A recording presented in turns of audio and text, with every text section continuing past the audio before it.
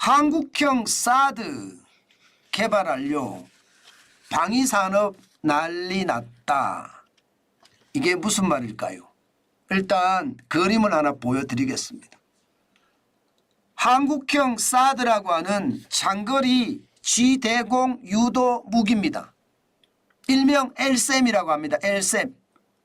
이 LSAM은요, 보시는 것처럼 북한에서요, 어떤 미사일을 쐈을 때 고도가 40km에서 60km 사이로 오면 다 요격을 한다는 요격.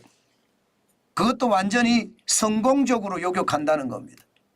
대한민국 방위산업이 참 대단하죠. 이렇게 되면 여러분 40에서 60km 사이에서 오는 미사일이든 어떤 폭발물이든 지금 요격이 가능하다는 뜻이에요. 이렇게 되면 여러분 이걸 한번 보세요. 이걸 한번 보세요. 지대공 유도무기 LSAM에 대한 재원 유효사거리는 200km나 되고요. 레이더 탐지 범위는 정확히 얼마일지는 모르지만 수백 킬로미터라 이게 비공개 수치거든요. 추진체 구성은요 3단이고요. 1, 2단 추전체와 직격 비행체 킬 비클이라고 합니다. 킬 비클 이렇게 구성이 되어 있다고 합니다. 여기에 직격 비행체 여기에 핵심 장점이 있는데 전 세계에서 말입니다. 미국이 개발하고요. 또 이스라엘이 개발하고 대한민국이 세 번째로 개발했다고 합니다. 그러니까 이 지대공 미사일 자체 엄청난 거죠. 미사일 잡는 미사일이란 뜻입니다. 그 정도로 대한민국의 사드 한국형 사드라고 하는 LSAM이 그만큼 첨단 기술이란 뜻이에요. 이렇게 되면 여러분 대한민국은요 웬만한 북한의 미사일은 다 막아낼 수 있다는 뜻이에요. 물론 빨리 상용화해서 많이 배치를 해야 되겠죠. 많이 배치를 해야 되겠지만 기본적으로 말입니다. 15km에서 40km로 날아오는 것은 패트리어트가 무력화시킵니다. 무력화 패트리어트 미국산이죠. 여기다가 중거리 지대공 유대 무기라고 하는 MSAM은 천궁입니다. 천궁. 이것은 20km에서 40km까지는 다 무력화시킨다고 합니다. 우리나라가 만든 거죠. 여기에다 장거리 대공 유도무기 LSAM입니다. 이게 한국형 사드인데 미국의 사드가 고도 실제로 고도를 보면 말입니다. 40km에서 비슷합니다. 40km에서 150km까지. 그죠? 우리는 지금 40km에서 70km입니다. 이거 이제 개발을 더 확장을 시키면 현재는 40km에서 70km를 방어를 하지만 이제 150km까지도 방어할 수 있는 그런 시스템이 만들어지지 않겠습니까? 그게 LSAM-2입니다. LSAM-2. 그러면 여러분 이제 말입니다. 고도가 150km 이상이 문제잖아요. 150km 이상. 150km 이상에 대해서도 현재 말입니다. 국방과학연구소죠. ADD라고 하는 국방과학연구소에서는요. 이것도 그렇게 오래 걸리지 않아서 개발을 완료할 거다. 그렇게 이야기를 하고 있습니다. 이렇게 개발하는 것을 보면 대한민국이 진짜 무섭다 이런 생각이 들죠. 대한민국의 기술력 그것도 방산 기술력은 그 어느 곳에 내놔도 저는 뒤처지지 않는다. 이렇게 이야기할 정도로 난리라는 겁니다. 자, 여러분 이렇게 한번 보세요. 지금 거의 다 요격이 가능하잖아요. 지금 이렇게 뭐 15km에 30km든 아니면 15km에서 40km든 아니면 40km에서 150km든 뭐 북한의 어떤 미사일을 하늘에서 다 요격을 한다는 자체가 굉장한 기술이고요. 이 기술이 제대로 만들어졌을 때는 한국형 아이언돔도 만들어진다는 이야기죠. 이런 기술 개발은요. 대한민국의 국방과학기술연구소 ADD가 주도가 돼서 우리 민간 기업들 있잖아요. 한화나 LIG X1이나 이런 곳이 함께 개발에 참여합니다. 그러면 함께 만들어서 미사일을 만들어낸다는 뜻입니다. 참 이런 기술이란 말로 저는 말도 못하는 기술이다 이렇게 생각합니다.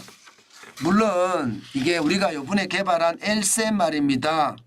예, 지난해까지 이게 4차례의 표적 요격 시험을 했는데 실제로 완전히 성공을 했다고 해요. 그러니까 이제는 실전 배치를 앞두고 있다 이렇게 이야기합니다. 저는 이것을 보면서 대한민국 방산 기술에 대해서 진짜 놀라게 됐어요. 진짜 대단한 기술 같습니다. 저도 ADD 방문해서 제가 취재를 한 경험이 있는데요. 그 당시 경험을 보면요. 물론 보안이 굉장히 강화되어 있습니다. 보안이 강화되어 있고 그만큼 ADD는요. 대한민국 최고 국방과학 기술자들이 모여서 북한을 방어하는데 거의 진력을 다한다 이렇게 생각하시면 될 겁니다. 박정희 대통령 시절에 만들어서 지금은 더 강화되어 있는 그런 모습이 보입니다. 자, 이렇게 되면 여러분 보세요. K방산 지금 보시면 천궁2라고 되어 있죠. LIG X1에서 개발했습니다. 사우디아라비아의 10개 포대 규모 4조 2,500억 원을 수출했습니다. 뭐 그만큼 말입니다. 이게 관심이 많다는 거예요. 천궁2가 15km에서 30km 지금 보시면 가능한 게 20km에서 40km까지는 천궁2가 다 감당을 하잖아요. 이거를 말입니다. 10개 포대 규모를 지금 수출을 했다는 거예요. 참 우리나라의 어떤 기술력이 이 정도다 그런 생각이 들죠. 게다가 호주에는요. 보병 전투장갑 차량 하나에어로스페이스가 3조 1649억 원을 수출을 했고요. 또 루마니아에는 자주포 K9 자주포입니다. 저도 군대 생활하면서 K9 자주포 부대에서 근무를 했거든요. 물론 저는 K9 자주포를 보지는 못했습니다. 제가 88년 4월 28일 날 제대를 했는데요. 그때 자주포가 들어오는 것까지는 봤어요. 포상을 공사를 해서 자주포가 들어오는 것까지를 봤는데 제가 쏘아보지는 못했습니다. 저는 155mm 똥포는 쏘아봤습니다. 그것도 많이 말입니다. 견인포에 155mm. 155mm 자주포는 쏘아보지 못했습니다. 그 155mm 자주포가 K9이고요. 지난번 영평도 사건 때 K9 자주포가 그야말로 북한 지역을 타격을 했죠. 그게 그때 엄청났습니다. 그만큼 탄착 지점이 좋았고 명중률이 굉장히 높았다. 이렇게 이야기할 정도로 K9 자주포가 진짜 좋습니다. 그런데 여기서 제가 말하는 것은 미사일을 말하고 싶잖아요. 미사일. 천궁2라는 미사일 말입니다. 결국 이렇게 수입을 하니까 아마 말입니다. 이렇게 대한민국의 어떤 방위산업의 기술 혁신이 전 세계에 가성비를 던져줍니다. 무슨 이야기냐. 가격 대비 성능이 굉장히 좋다는 거예요. 그러니까 호주도 뭐 선진국도 그렇잖아요. 사우디아라비아도 루마니아도 산다는 이야기잖아요. 실제로 수출하는 걸 보면요. 하나 디펜스에서 K9 자주포, LIG 넥스원에서 천궁2, 심지어 카이에서는요. T-50 훈련기, 대우조선해양에서는 1400톤급 잠수함, 뭐 우리가 무기 중에 진짜로 수출 안 하는 게 없다고 이야기할 정도로 많이 수출을 합니다. 아마 이렇게 되면 여러분, 이렇게 되면 한국 방위산업의 어떤 도약도 굉장할 거예요. 여러분들은 이 방위산업 주식을 가지고 계신가요? 저는 이 방위산업을 보면서 주식도 좀 많이 가져도 괜찮겠다 그런 생각도 하게 됩니다. 실제 국내 방산기업의 매출을 보면요.